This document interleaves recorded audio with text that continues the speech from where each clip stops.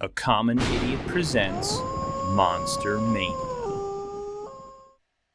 For whatever reason, I really enjoy anthology movies. I guess it's just because seeing a bunch of different stories under one movie is really cool and just something different. But I think it works best when it comes to horror. And there are plenty of them that are really well done. And I'm going to give you my top 3 anthology movies. I was going to go top 5, but I would be here a long time explaining everything. So let's get into number 3 on the list. Coming in at the top spot is 2012's VHS. Now, personally, I'm normally not a big fan of found footage films. I did like the original Blair Witch and, a couple of others, but overall, I'm not a giant fan. But VHS pulls it out amazing. And I don't want to get into too many spoilers, but I am going to touch on some things, so just kind of keep that in mind. I'll give you an overall synopsis of what the movie is about, and then I'll get into a couple spoilers. But the way the movie's broken down is you have the one main story and then a couple stories within the story, and I'll explain how that works. So the main story is you have a group of kids going around doing a bunch of dumb things and filming themselves. The best way to explain that would be like Jackass, but with crime, essentially. So they're filming themselves, breaking into cars, stealing things, kind of, mugging people, doing dumb stuff like that. Well, they get an anonymous call and are being paid a large sum of money to break into a home and steal a specific VHS tape. When they get there, they find a dead body, which to them, not really a big deal. So the team of group of kids, they split up and start going amongst themselves, and they're filming, and they come across a bunch of VHS tapes, and they have to play them to try to find the one they're looking for. And as they start playing them, that's where the other stories come up, where they break away from this story, and you get launched into these other little mini stories. Very cool idea, very smart, and the original story is kind of spooky. Now, I think the best thing about this film are the mini stories on the tapes that you watch. There are 2 particular that stand out to me. Before I get into spoilers, I recommend the very first one, Amateur Night, and then the very last one called 10/31/1998. The other ones are really good. There's Second Honeymoon, Tuesday the 17th, and then The Sick Thing That Happened to Emily When She Was Younger. Very long, but overall, all of them are enjoyable, but I think the very first one that they play and the last one are really the creepiest and the ones that really get to you. So if you don't want to be spoiled, skip ahead, but I'm going to get into spoilers here now. So I'm just going to touch on the 2 that I love the most, and that is the first one, Amateur Night. That little movie is crazy. When they're filming with the glasses and going out with his friends, kind of bar hopping, right, and they're trying to hook up with girls, and they come across that one creepy girl. Oh my goodness. Now, I will say this, if you are obviously watching this and you don't care about spoilers, there is nudity and some inappropriate behavior in this, so kind of a warning if you don't like that kind of stuff or don't want to see that stuff. You've been warned. I don't recommend you watching at least this one. But when that girl is so creepy, and how they don't notice that is wild to me. But when they go back to the room and they bring her back, and the kind of the nerdy guy who's doing all the filming attempts to hook up with her, and she's starting to, you see all these weird things going on, right? Like you see the scales on her feet and on her back, and how she starts, when they start doing a bunch of other craziness. If you've seen this, you know what I'm talking about.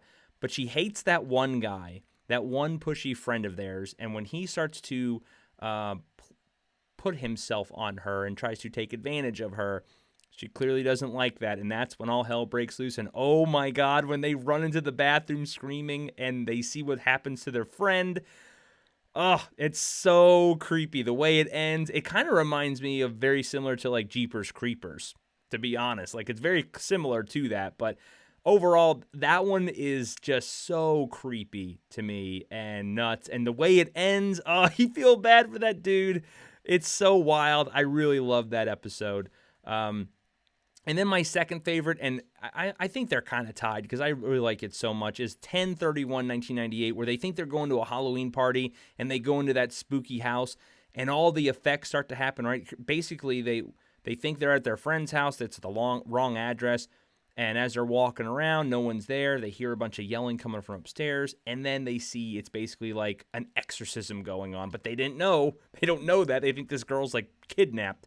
So as they're trying to get her out, all these wild things happen. Arms start coming out of the wall, things start getting thrown. And like I said, for low budget, the effects on this were freaking wild. Like, it's spooky for sure.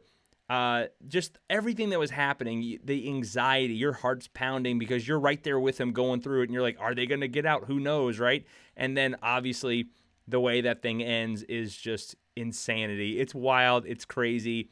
I really like VHS. It's always fun to watch. If you want to get creeped out, if you want a good scare, I definitely recommend this movie to you. I don't think you will be disappointed. Coming in at the second spot is none other than 2007's Trick or Treat. This is such a fun movie. To me personally, it's not really scary by any means whatsoever, but it definitely is centered around the spirit of Halloween, and it is such a great film. Completely different than something like the last one, VHS, but it still is such a awesome concept, and all the stories kind of commingle and cross paths with each other, which the way it was written was extremely well done. To kind of give you a quick synopsis, it says the film is framed by Halloween night in the fictional town of Warren Valley, Ohio. The plot follows a non-linear narrative with characters crossing paths throughout the film. At the center of the story is Sam, a peculiar trick-or-treater in a burlap pajama costume who appears to enforce the rules of Halloween. It definitely does push the spirit of Halloween. Now, again, if you've seen this movie, you know exactly what I'm talking about and why this movie is probably so beloved. I mean, the cult following on this has exploded over time, and I think they're already starting to work on a second one of these, which I don't know if I should be worried because we know how sequels go, but I love this movie.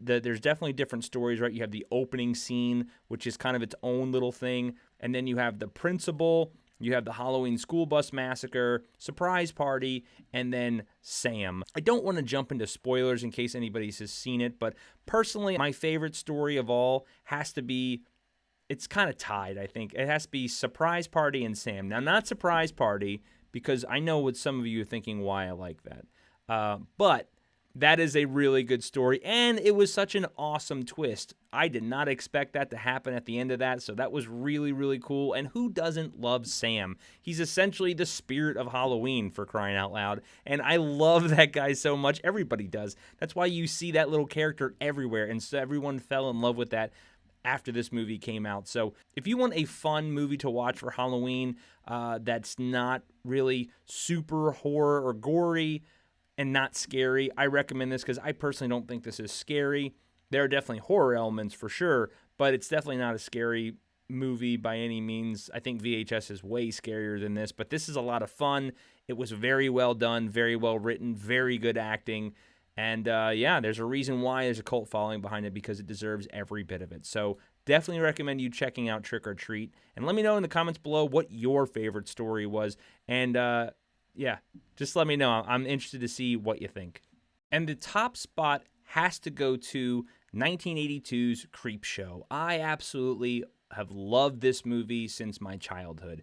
This is by far one of my favorites, and I think just because of all the nostalgia behind it and how much I loved it as a kid so much, it's got to be the best one and still stands so firm to this day. I mean, it was directed by George A. Romero, written by Stephen King. Hell, even Stephen King was in the movie. It's such a great film, and I love pretty much all the stories. There's at least one goofy one in there, but I still appreciate that one, and we'll get to him in just a second. But like I said, overall, this is such a fantastic movie. There's a total of, if you remove the prologue and the epilogue, you have essentially 5 stories as well, and it's based off a comic book. It has that homage to Tales from the Crypt. So I love all this stuff, and again, there's something about the 80s movies that I will always love. There's nothing that's beating that, and just the practical effects and stuff really make this shine. So the first story is Father's Day, which I always creeped me out as a kid for sure, just because of the way they do it